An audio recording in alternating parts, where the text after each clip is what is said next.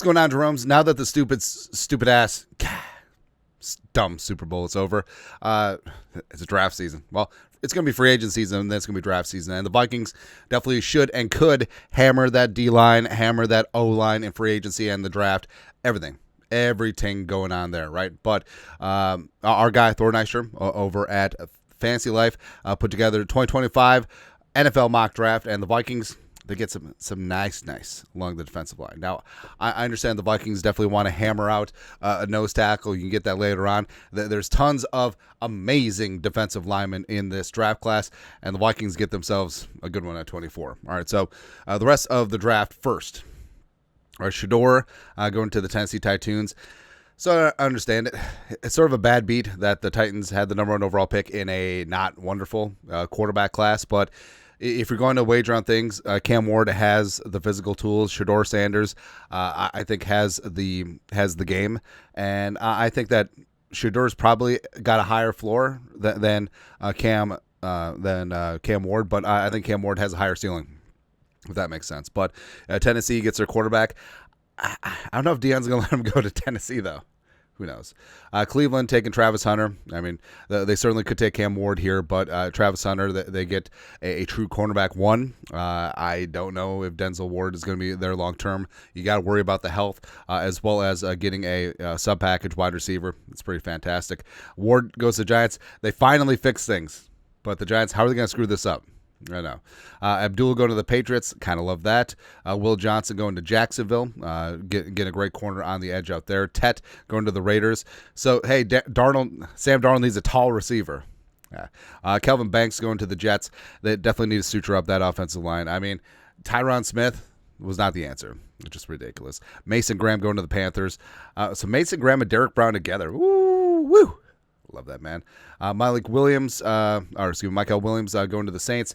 I mean, could they have pressed for a quarterback in this spot? Probably not. It seems a little bit early, but they get another great Georgia edge rusher. The Bears take Will Campbell. Now, Ashton Jeanty would be the sexy pick, but Campbell is absolutely set and forget it at one of the tackle spots, and you're going to be good to go there. And then they got the Niners, Jalen Walker, Jalen. So they got to be able to generate more of a pass rush outside of Bosa, and Walker does make a lot of sense here. Cowboys taking Jeanty. Yeah, that makes sense. I honestly think that this is his floor. I know that his secondary floor is probably Cincinnati at 17, but they just need to overhaul with the running game in Dallas. And Jeanty is a star, and it sort of fits, right? 13, you got the Dolphins taking Malachi Starks. Now, they could certainly lose Javon Holland in free agency. And Starks is a dude, man. I love it. The Colts. It's ironic that the Colts are taking Tyler Warren because Tyler Warren's most often used comp is Dallas Clark. Where's Fofo and gets a weapon for, I don't know, who the hell's going to play quarterback? Anthony Richardson? Is Anthony Richardson going to throw inaccurately to Tyler Warren? It's possible. Falcons taking James Pierce Jr. So it does seem like the Falcons have just been starving for some edge help for years at this point. And Pierce is going to get off and get after things. LB3 going to Arizona. I like him as the Robin to Marvin Harrison's Batman. Also, you got Trey McBride, who's emerging superstar tight end. Michael Wilson, super underrated as well. Kind of like things out there. 17, Walter Nolan getting the Bengals. It sucks. It sucks, man.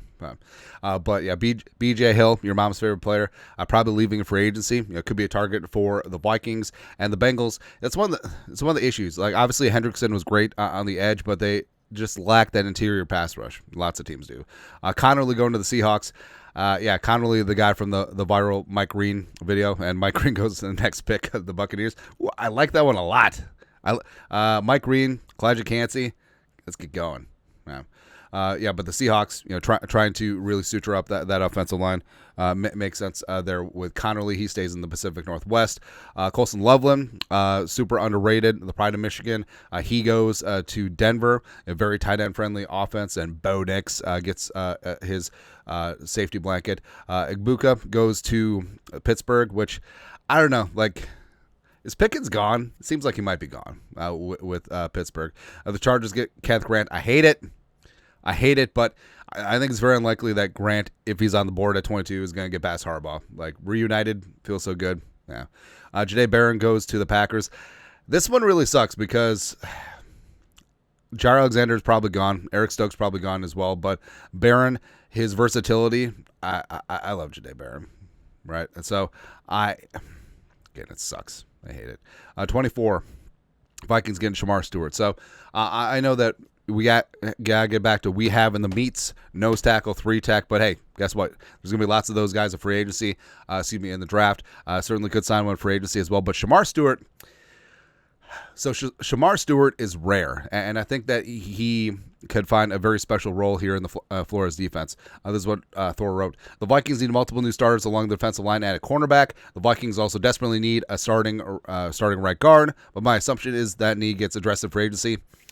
Maybe Trey Smith will be cheaper now that he was ass in the Super Bowl, man.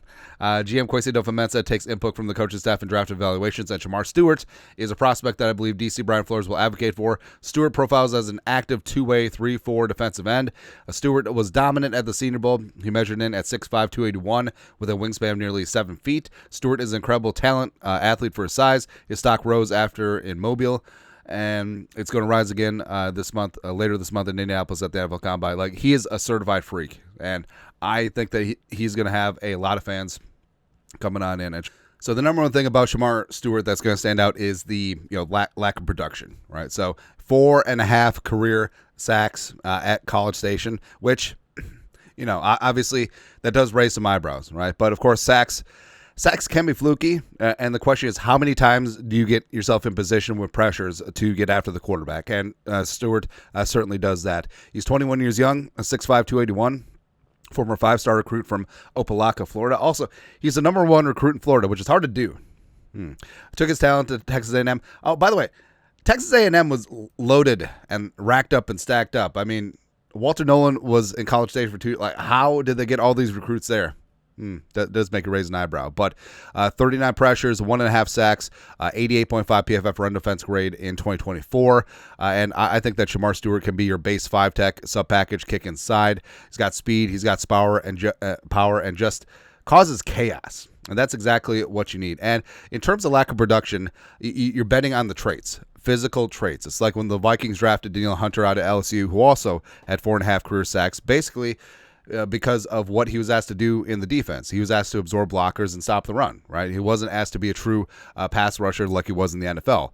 As well as Odafe his final year at Penn State, 0 goose egg, D'Angelo Russell sacks his junior year. Now, that was a short season curtailed by the Rona, but in terms of production, production can be production, right? You can have a small school defensive lineman who is great in college, put up 17 sacks in a season, but does that translate to the NFL over someone who has all of the traits?